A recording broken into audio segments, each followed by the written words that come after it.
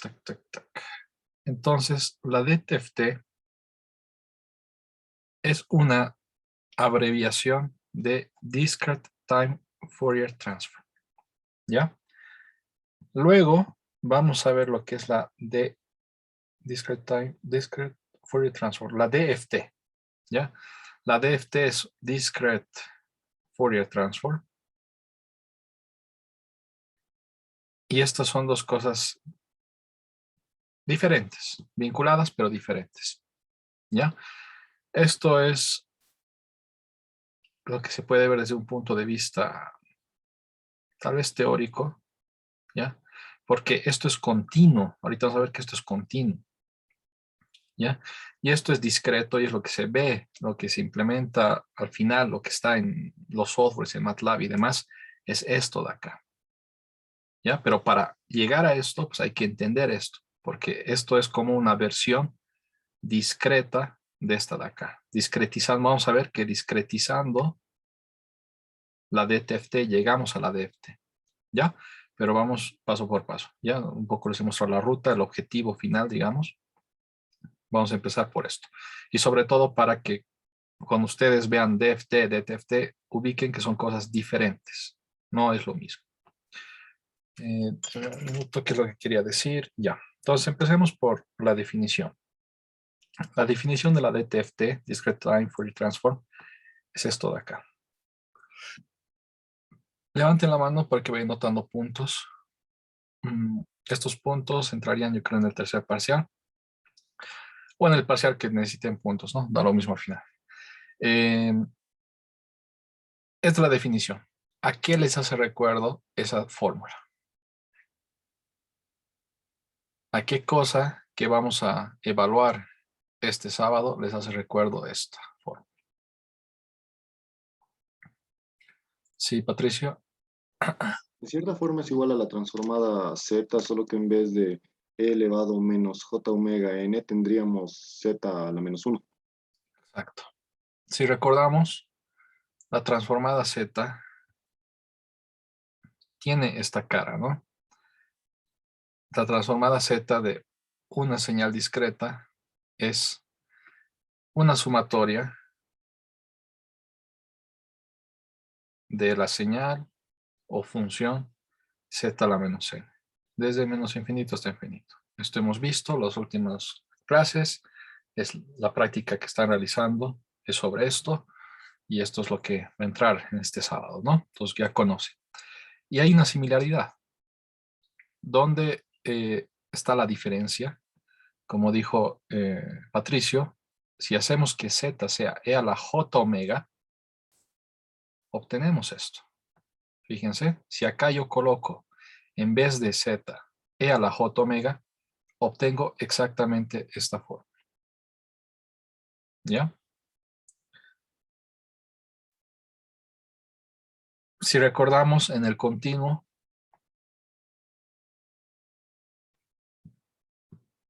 pasaba algo similar. Analogía, para que se entienda mejor. En el continuo, ¿qué teníamos? Que teníamos una transformada S, ¿verdad? De Laplace, ¿ya? Laplace. Y bajo ciertas circunstancias, si nosotros hacíamos S igual a J omega, obteníamos la transformada de Fourier. Continua, ¿no? Esto de acá es transformada de Fourier continua. Transformada de Fourier en el dominio continuo, o para una señal continua, ¿no? Hay que diferenciar. Entonces acá vemos algo similar. Tengo una transformada Z, bajo ciertas condiciones, vamos a hacer un cambio de variable, ¿ya? Que Z es igual a J omega, y de esta manera encontraríamos la DTFT. Encontraríamos X de J omega, o sobre, acá está omega, ¿no? Muchas veces les he recalcado puede ser, esto se escribe también X de J omega, es notación nada más. Y también a veces en algún texto van a ver E a la J omega cuando sea para discreto. ¿Ya? Es solo notación. Significa lo mismo. Entonces X de omega va a ser igual a ¿qué? Haciendo ese cambio de variable obtenemos xn E a la menos J omega n, donde n es lo que estamos acá haciendo la sumatoria, ¿no? Desde n igual a menos infinito hasta n igual a más infinito. ¿Ok? Este cambio de variable es igual a J omega solo bajo circunstancias de estabilidad. Esto hemos aprendido, esto tienen que tenerlo claro para el examen final. Pasar de Laplace a Fourier solamente cuando hay estabilidad podemos hacer eso. Y acá es lo mismo, ¿ya? Acá vamos a ver que va a ser solo bajo condiciones de estabilidad. Eso vamos a analizar en un momento.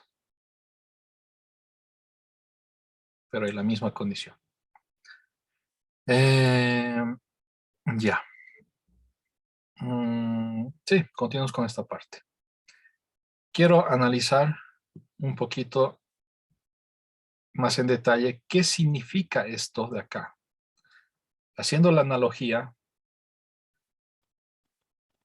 ¿qué significaba S igual a J omega cuando hablábamos del plano complejo? ¿Quién se recuerda? ¿Qué significaba S igual a J omega? ¿O cuál es la condición de estabilidad? La misma pregunta, tal vez un poco más fácil reformulada.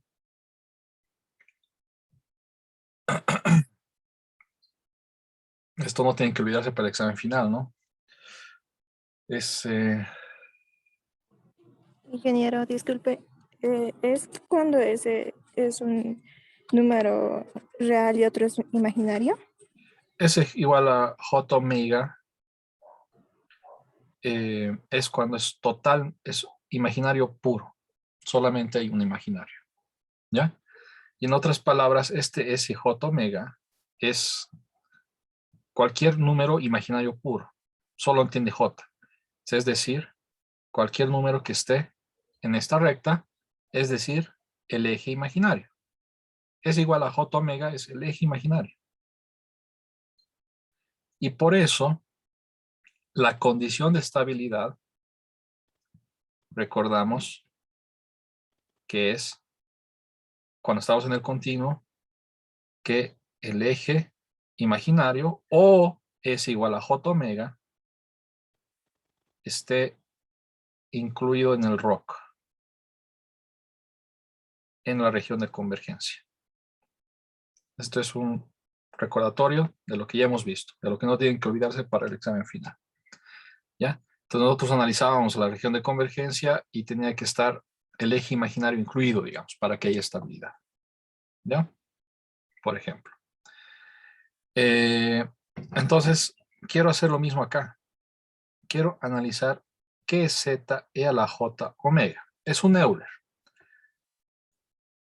Podemos analizarlo desde acá más fácilmente. Podemos un poquito, tal vez, hacer unos pasos más y analizarlo desde acá. Este Euler es coseno de omega más J veces seno de omega. S igual a J omega es una recta, es el eje imaginario. ¿Ya? Z igual E a la J omega, ¿qué forma es? Es una forma en el plano complejo. ¿Quién se recuerda de lo que hemos visto al principio, tal vez en números complejos? ¿O quién deduce? ¿No? Es un número complejo de Euler. ¿Qué figura es? Una circunferencia Es una circunferencia. ¿De radio igual a cuánto, Patricio? de radio igual, bueno, el módulo Del módulo. de Está bien. Desglosemos, ¿ya? Les recuerdo que cualquier número Z complejo es su módulo E veces J su argumento. ¿Ya? Esto es forma polar, hemos visto. Entonces, ¿cuál es el módulo de z para este z? Va a ser el módulo de e a la j omega, ¿ya? El módulo de e a la j omega es 1, ¿ya? Si no pueden visualizar esto rápidamente, hagan acá. El módulo que es la parte real al cuadrado más la parte imaginaria al cuadrado, y esto siempre es 1, ¿verdad? Coseno cuadrado de seno cuadrado siempre es 1. Entonces ya veo acá que el módulo está acá, es un 1. Y ya veo que es e a la j omega, e a la j veces el argumento. Entonces estoy ya, por comparación visual, puedo decir que el argumento es omega, ¿ya? Entonces, ¿qué es lo que tengo? Tengo un número que siempre va a tener un módulo, un tamaño, un vector, digamos, una magnitud 1. Y que el argumento va variando al ritmo que varía omega, ¿ya? Por ejemplo, si omega fuera 0, estamos en este punto. Si omega es pi medios, entonces hago recorrer pi medios, el magnitud es 1, no cambia, entonces tengo ese punto. Si omega fuera pi cuartos, 45 grados, tengo este punto, digamos. Y así puedo ir recorriendo todo el círculo en función de qué omega tengo. Entonces, esta figura de acá significa que e a la j omega es un círculo unitario en el plano complejo. ¿Ya? Extrapolo los conceptos de acá. Para que haya estabilidad, el eje imaginario o S igual a J omega tiene que estar incluido en el ROC. Entonces, si extrapolo esa idea, ¿quién me dice cuál es la condición para poder hacer este cambio de variable?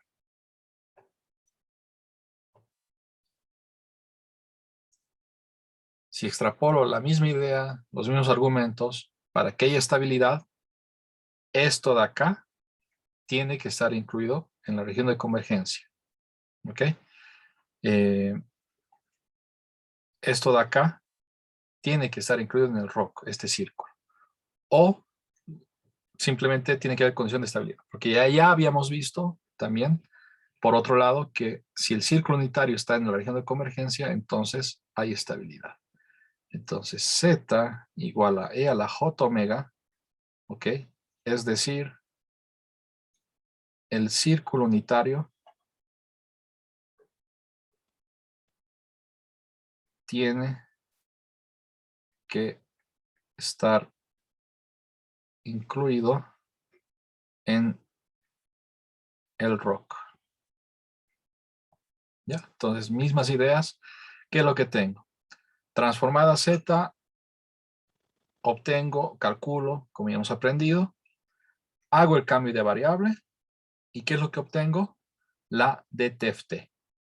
Ese es un método de cálculo, ¿ya?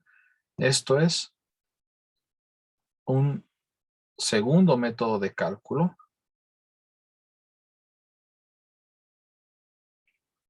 de la DTFT. ¿Cuál es el primer método de cálculo? Pues la definición. Esto de acá es primer método de cálculo.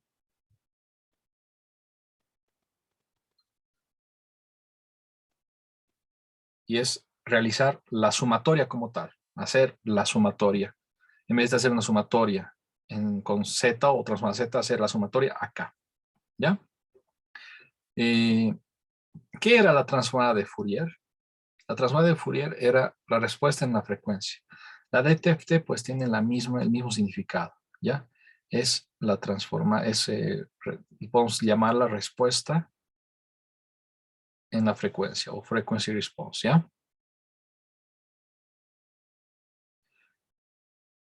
¿Qué otra cosa es importante? Ya. Y eso ahorita lo voy a mencionar acá. Ya. Ahora. Nosotros en el continuo había una definición, ¿ya? Para sacar la transformada de Fourier.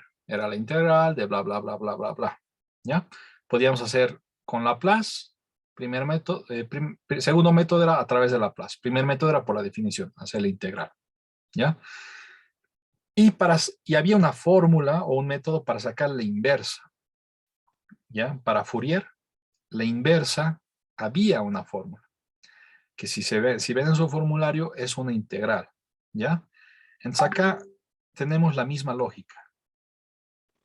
Tenemos lo que vendría a ser la inversa de la DTFT y DTFT, que está dada por esta ecuación, que es muy similar a la que hemos visto para la DFT. Ahorita no me recuerdo de memoria, pero con miedo a equivocarme, en continuo habíamos sacado que x de omega es la integral de menos infinito a infinito de x del tiempo e a la menos j omega, omega t de omega. ¿Ya? Esta era la fórmula para sacar x omega. Y para sacar la inversa, era x en el tiempo, era la integral igual de menos infinito a infinito de x de omega de e a la j omega t de t. Acá estoy mal, acá es de t y acá es de omega. ¿Ya? Tal vez me equivoque en alguna cosita, tal vez acá creo que hay un 2pi.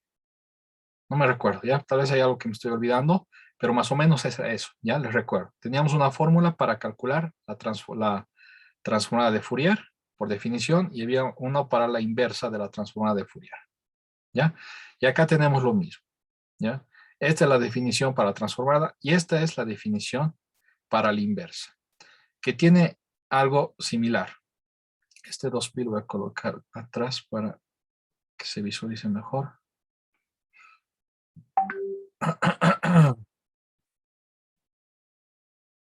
¿Ya?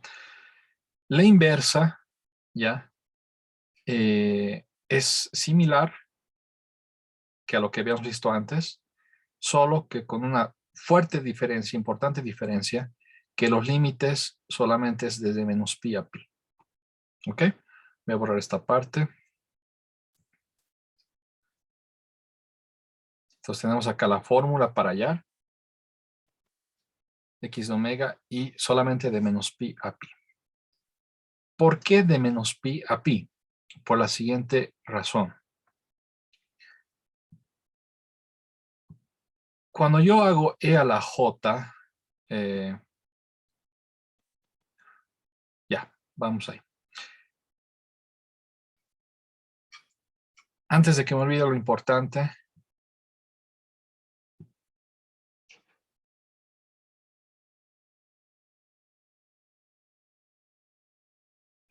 esto de acá, x de omega, x de n es un número discreto. Es algo discreto. Es muy importante esto. Son puntos. X de omega es algo continuo. Fíjense, acá no hay n, es omega, donde omega varía de manera continua. Es una función continua, no discreta. Esta función continua, un momentito por favor.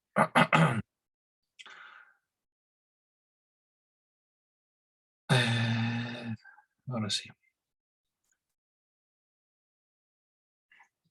Esta función continua, ya, x de n continua, perdón, x de omega continua, puede ser un número complejo. Está en el dominio complejo. ¿Ya? Y este discreto sale de situaciones reales, entonces casi siempre son números reales. ¿Ya? Eso hay que tomar en cuenta. Acá yo había escrito, aparte esto de acá es la, habíamos dicho que esto es la inversa de TFT.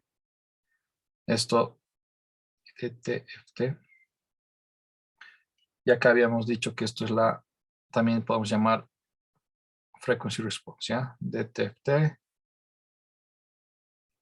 o frequency response. Ya. Esto de acá, les recuerdo que muchas veces se llama ecuación de síntesis. ¿ya? Cuando reconstruimos la señal a partir de su comportamiento en la frecuencia, eso es síntesis.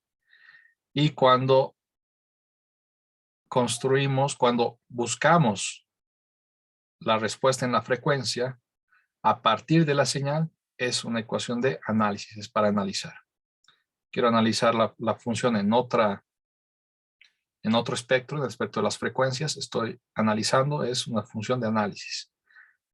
Cuando quiero reconstruir o sintetizar una señal que conozco sus frecuencias, pues voy a obtener quiero reconstruir la señal a partir de sus frecuencias, estoy sintetizando, estoy reconstruyendo.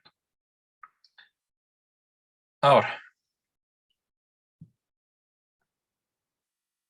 si yo grafico x de omega, vamos a ver que x de omega es periódica, ¿ya? Esto de acá voy a modificar rápidamente. Tac, esto de acá borraremos para que no confunda. Tac, tac, ya. ¿Por qué x de omega es periódica? Se va a repetir y tiene un periodo de 2pi. Veo que de menos pi a pi hay algo y de pi hasta 3pi se repite lo mismo, ¿ya? Y acá se repite lo mismo. Siempre va a ser periódica. Matemáticamente digo, ok, voy a ver qué es x de omega más 2pi. Y coloco, en vez de omega, coloco omega más 2pi. Entonces acá va a ser omega más 2pi. Distribuyendo esto con Euler, voy a tener acá un término de omega menos 2pi n. ¿Ya? Y E, podemos hacerlo de esta manera. Recordar que E a la menos J 2pi n es igual a ¿qué? Es igual al coseno de menos 2pi n más J veces el seno de 2pi n. El seno de cualquier n es un número entero. Entonces esto es seno de 2pi, seno de 4pi, seno de 6pi es 0. ¿Ya? De menos 2pi menos 4pi. ¿ya? Y coseno de 0, de menos 2pi, coseno de menos 2pi, coseno de menos 4pi, coseno es 1. ¿Ya? Porque son vueltas. ¿Ok? Entonces, matemáticamente veo que esto de acá es 1 y obtengo exactamente lo mismo que la definición. Es decir, obtengo que es x de omega. X de omega más 2pi siempre va a ser x de omega. X de omega de acá, para un omega acá, omega 0. Si yo hago omega 0 más 2pi, voy a obtener este punto de acá. Esto de acá es omega 0 más 2pi. Y se repite. Es el mismo. Es periódica. Eso también lo podemos ver acá. Y acá es mejor si lo logran visualizar acá. Yo voy a recorrer, digamos, voy a evaluar, digamos, en la transformada z igual a e a la j omega. Entonces, por e a la j omega, para omega 0, digamos, voy a obtener este valor que luego se reemplaza en la transformada z, por decirlo así, y voy a obtener algo. Luego, para pi cuartos, para j omega, cuando omega sea pi cuartos, voy a obtener un valor acá, eso se reemplaza en la transformada z, y con el cambio de variable, y voy a obtener algo. Y así voy a ir haciendo, ¿no? Voy a ir rotando desde 0 hasta 2pi, ¿no? ¿Qué pasa cuando llego de 0 hasta un poco antes de 2pi? ¿Qué pasa cuando llego a 2pi? Llego de nuevo a este punto. ¿Qué pasa cuando llego a 2pi más pi cuartos, que vendría a ser, bueno, 2pi más pi medios, que vendría a ser 5pi medios? Llego de nuevo a este punto. Llego al mismo z. Como llego al mismo z, cuando hago el cambio de variable, pues la transformada o la respuesta en la frecuencia, la DTFT, va a ser lo mismo que era para pi medios. Repito, cuando era pi medios, estaba acá. Eso me da un valor acá. Eso, al hacer el cambio de variable, me voy a encontrar una DTFT que me va a dar un valor. ¿Ok? Y cuando hago 5 medios, de nuevo me posiciono en el mismo punto, de nuevo en el mismo punto, y por lo tanto, cuando haga el cambio de variable para transformada z, voy a obtener la misma DTFT.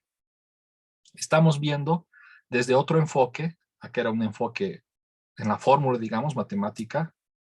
Y desde otro enfoque estamos viendo que esto se va a repetir cada vuelta, cada 2pi. Cada 2pi, cada vuelta se repite. Por eso, este es mi eje omega. X de omega es periódica cada 2pi. Siempre en la DTFT. ¿Ok? Hasta acá, ¿dudas o preguntas? Y es por eso que cuando yo saco la inversa, lo importante en esta integral es realizar la integral en un periodo.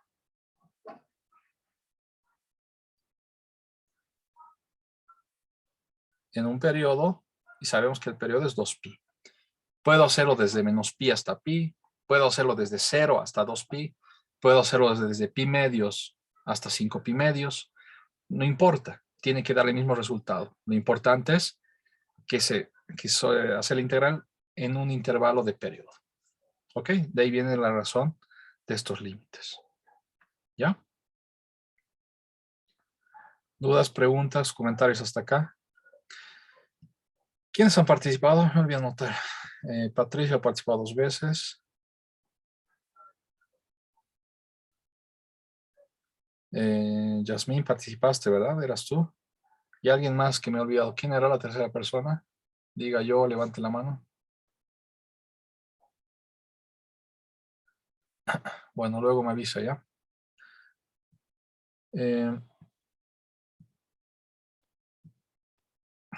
Entonces, como la DTFT está definida solamente, no, como esta DTFT se repite cada 2pi, ¿ya?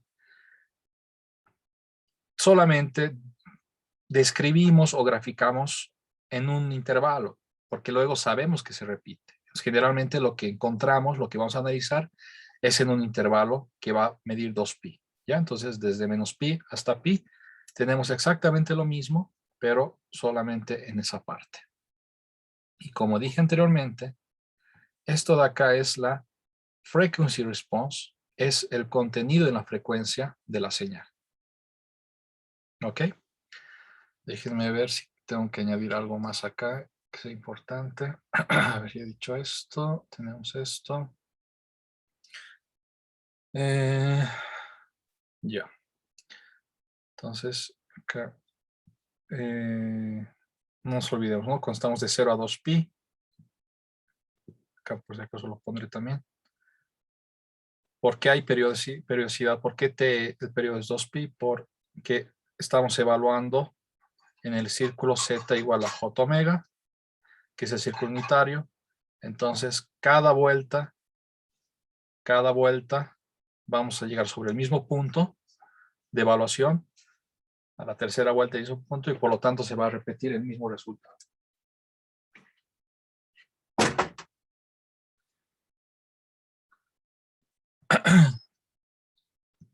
Acá, por favor, presten atención. Lo importante es mostrar la DTFT en un intervalo de 2pi. Entonces, muchas veces se va a ver de menos pi a pi, pero también podemos utilizar de 0 a 2pi. ¿Ya? A 2pi. Fíjense, si yo voy acá y me concentro en el intervalo desde 0 hasta 2pi, voy a obtener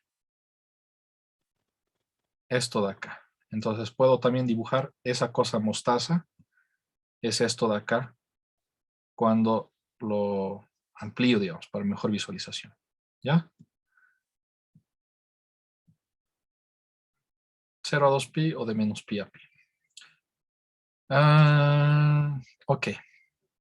Para terminar esta parte de introducción, lo importante es entender la definición, y otra cosa importante es poder utilizar las tablas con propiedades y tablas con algunos DTFTs de señales clave, ¿no? Por ejemplo, acá tenemos cosas que se repiten. ¿Ya? Tenemos el time shifting. Cuando yo tengo una función que está shifteada en el tiempo discreto, ¿ya? ¿Qué me va a provocar? Me va a provocar, como les repito, ¿no? X de E a la J omega, por si acaso es, acá lo notaré, es lo mismo, ¿ya? X a la J omega es X de omega o X de J omega. Solo es notación. Ya es la DTFT. ¿Qué va a hacer? Este shift me va a provocar un Euler con el mismo shift, omega n0, y por la transformada no shifteada. ¿Ok? Linearidad, que es un poco evidente. Acá cuando multiplico por un Euler en el tiempo, ¿ya? Eso me provoca un shift en las frecuencias. ¿Ok? Entonces, similar a lo que hemos visto en el continuo. Muchas de estas propiedades son muy, muy iguales, parecidas a las propiedades de la transformada de Fourier que hemos visto, pero para señales continuas. Algo importante, la convolución. La convolución en el tiempo es la multiplicación de las DTFTs en las frecuencias. Y todo esto de dónde sale, pues de la definición. Y acá muestro rápidamente. Para el shift, por ejemplo, ¿ok?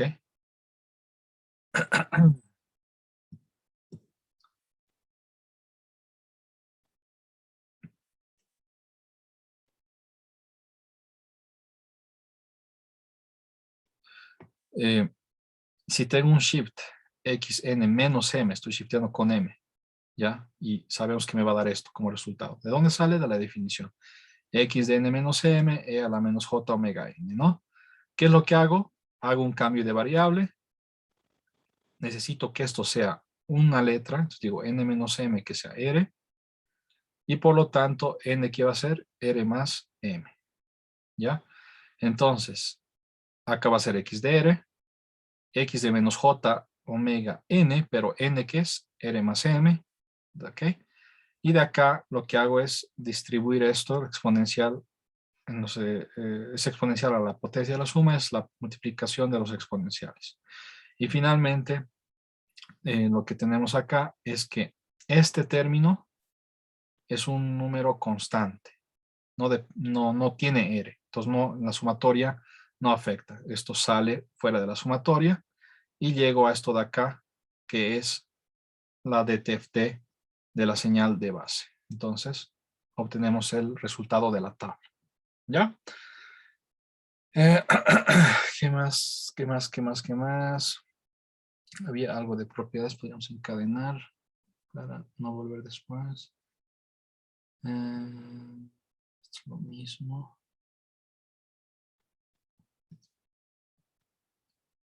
¿Dónde está? ¿Dónde está?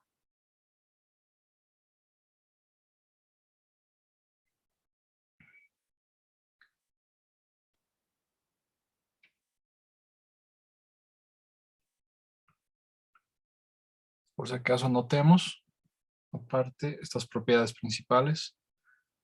De todas, digamos que estas son las más frecuentes.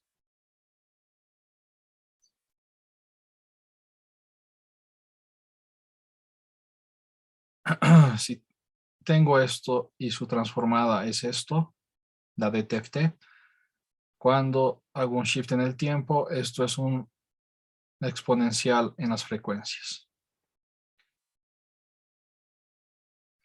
Luego, la convolución es súper importante. Cuando tengo la convolución de dos señales, esto es la multiplicación de las DTFTs de cada una.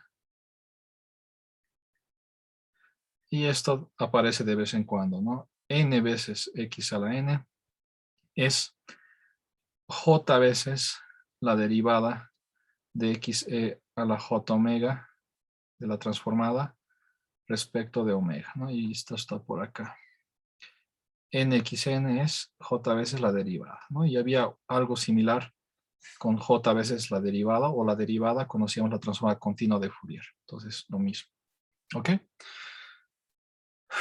Ya. Entonces, con esto tenemos ya claro esta parte. Acá haremos otro video.